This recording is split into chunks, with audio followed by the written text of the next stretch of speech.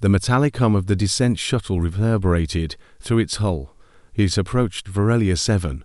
23 cadets from 12 coalition species sat in rigid formation, their breathing regulated by personal environmental systems, their expressions hidden behind pristine visors. For most, this was merely another checkpoint in their privileged military education, a survival assessment that would surely confirm what their elite upbringing had already taught them.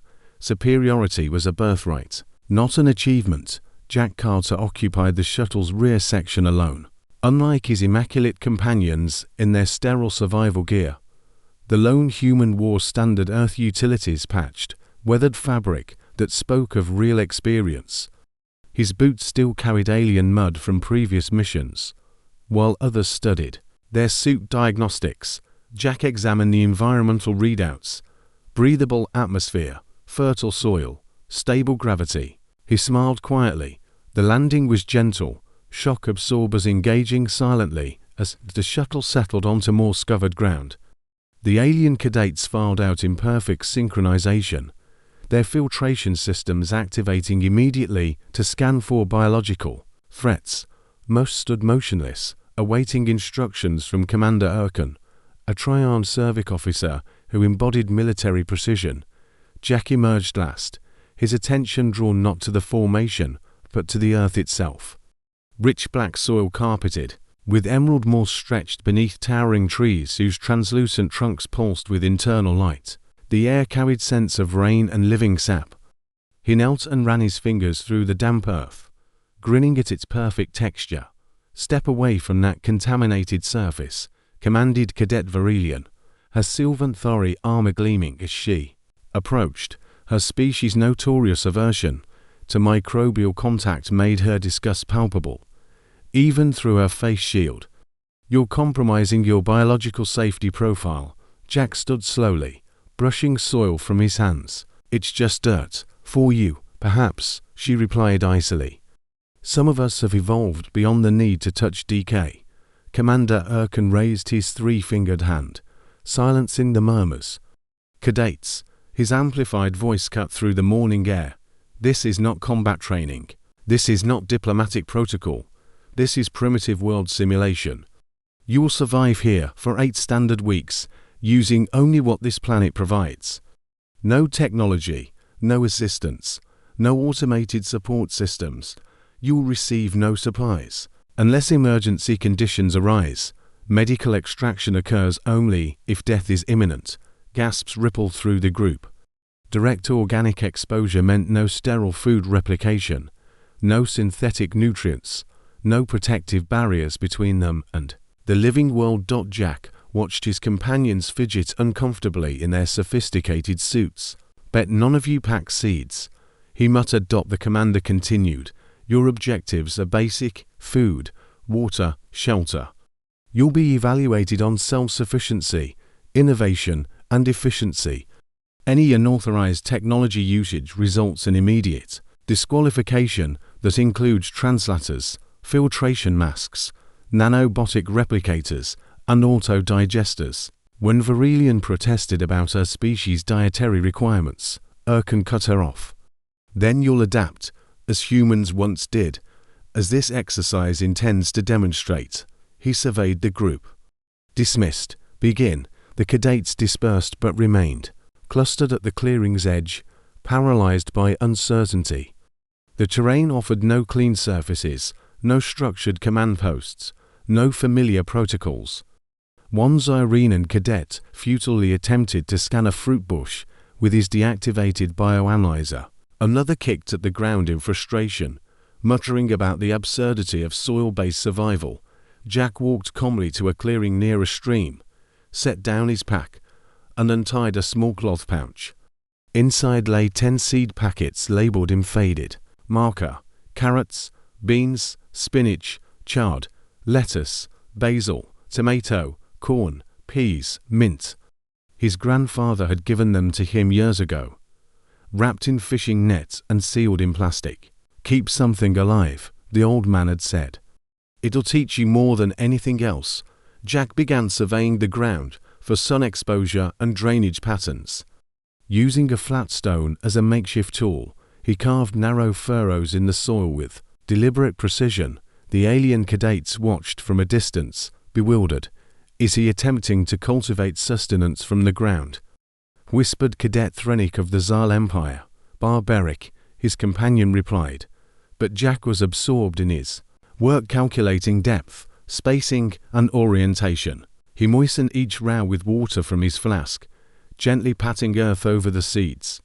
As sunset approached, casting long shadows across his planted rows, he looked around. No one else had accomplished anything. No shelters stood, no water had been purified, no fires burned. The camp was merely a scattered collection of discomfort and hesitation.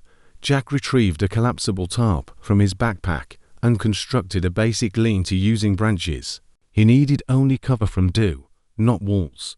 That night, while the cadets lay uncomfortably in their suits, afraid to remove their protective barriers, Jack slept under the open sky, with his head pillowed on his pack, hands still gripping the seed pouch. Stars twinkled unobstructed overhead, and wind carried the scents of wet earth and blooming moss across the valley.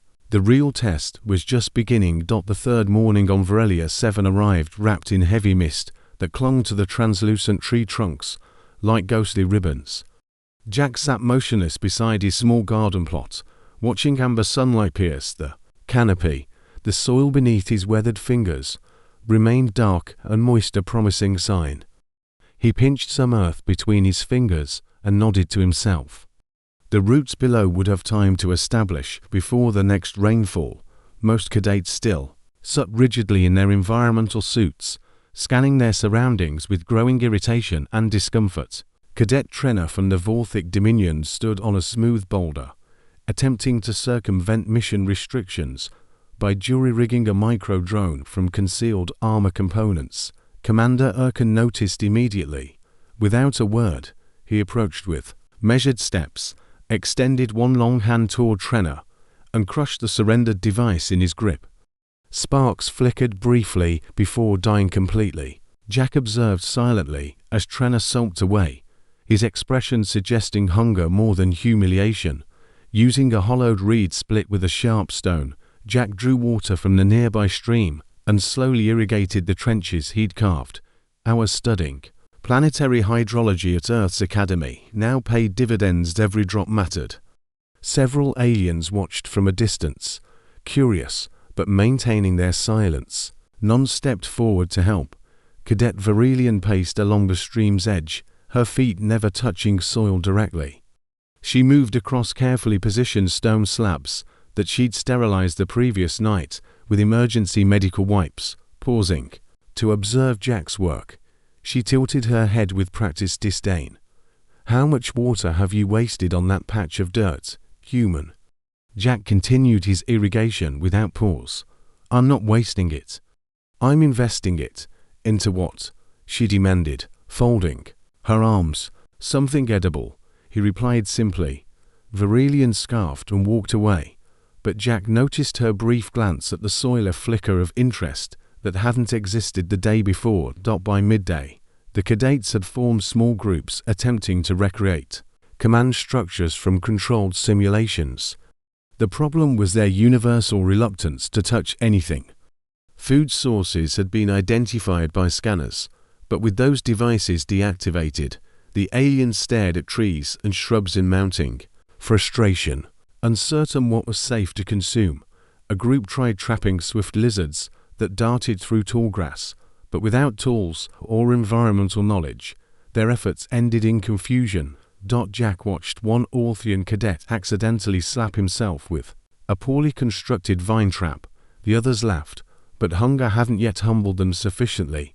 Jack planted another row, this time beans, working with methodical precision beside his initial plot.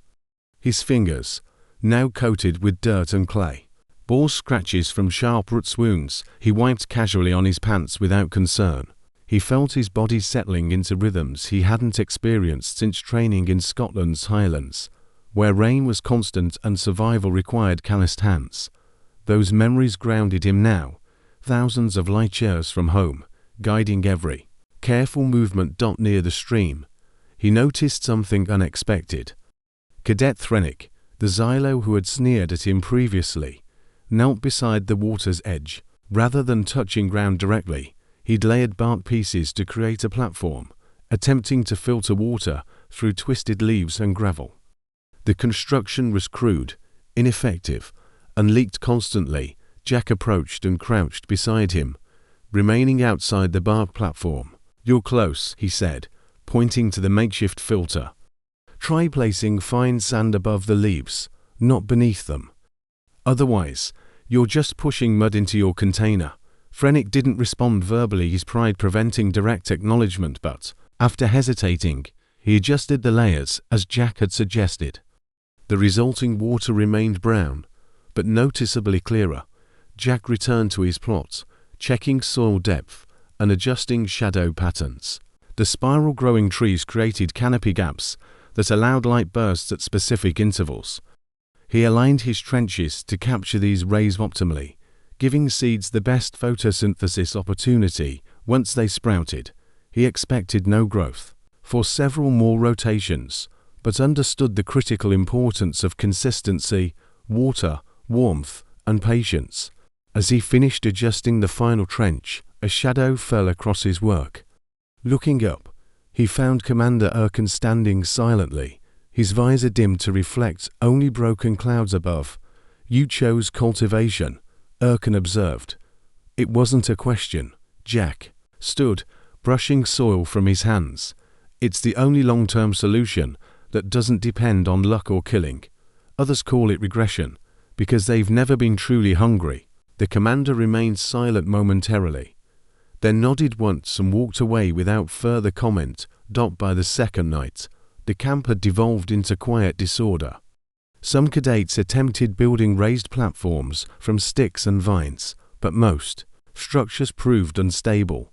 Several aliens slept standing against trees, too afraid of ground contamination to lie down. Jack, by contrast, had improved his shelter with woven palm fronds that caught dew and funneled water into a carved stone basin. A rustle made him turn. Cadet Verelian stood several meters away, her visor removed for the first time, revealing sharply sculpted features and naturally bioluminescent eyes. She pointed toward his garden. "What are those?" "Beans," Jack replied. "And the others carrots, spinach, some herbs. A few will take longer, but some might show green shoots in a day or two."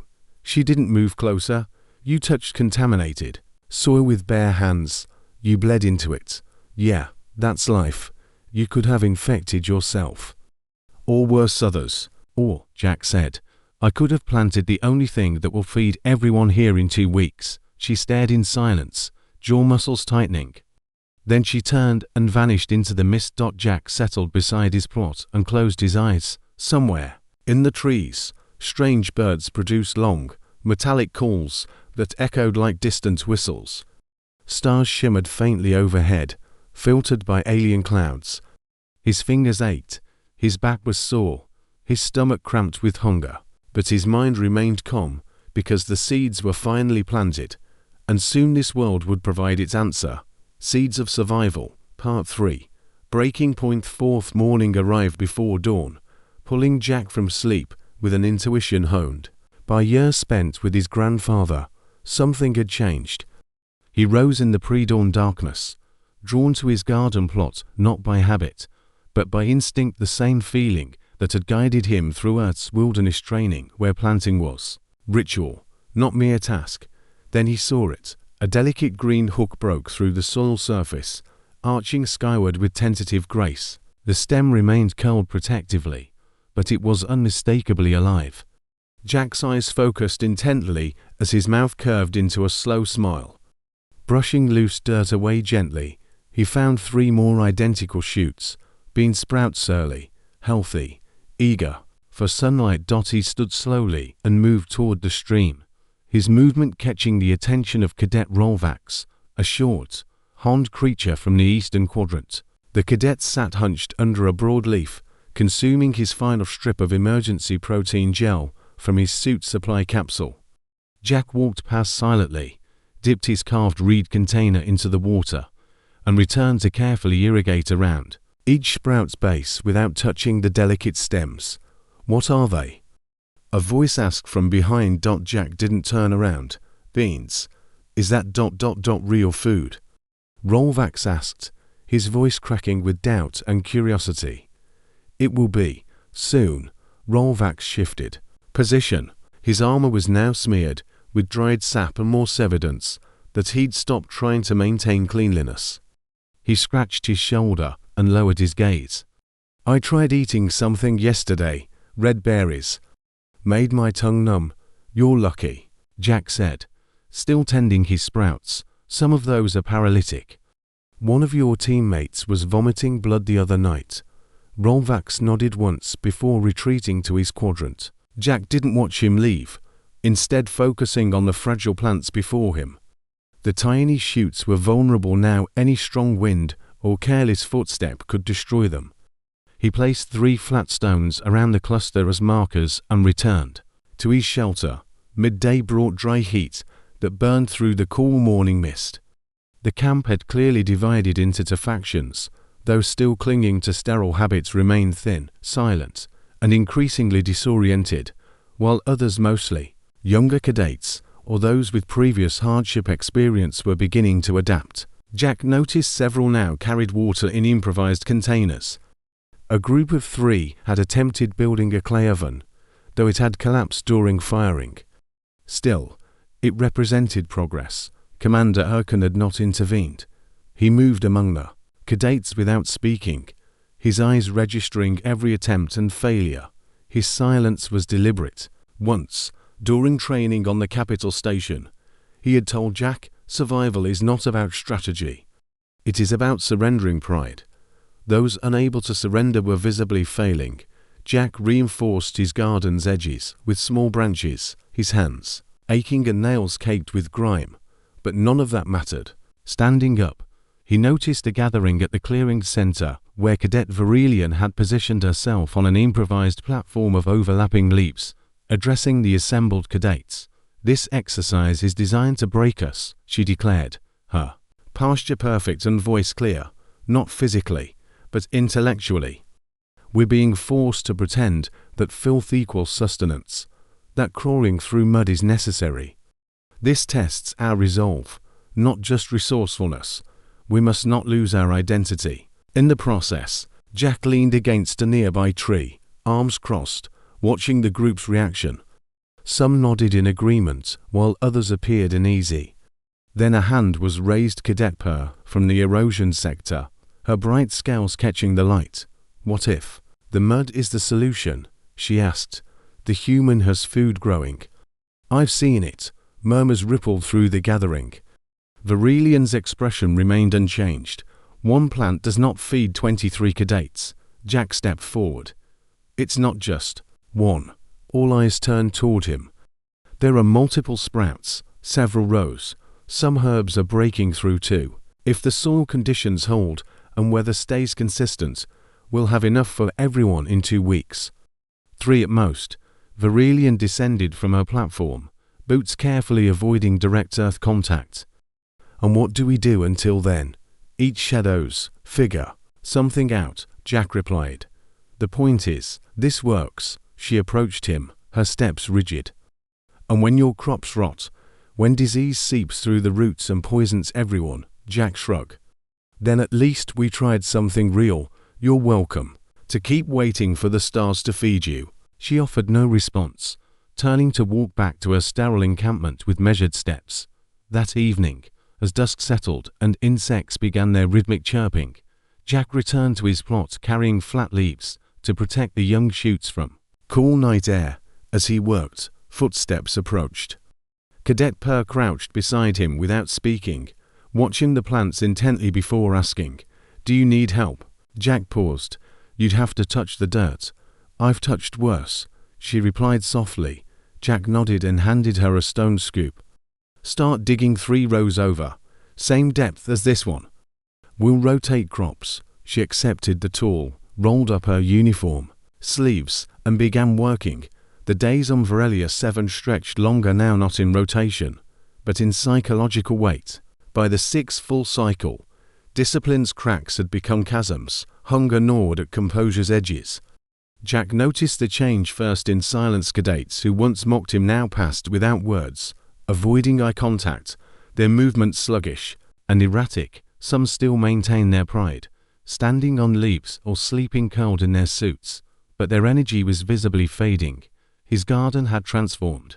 The sprouts were no longer tender stems, but structured clusters of life.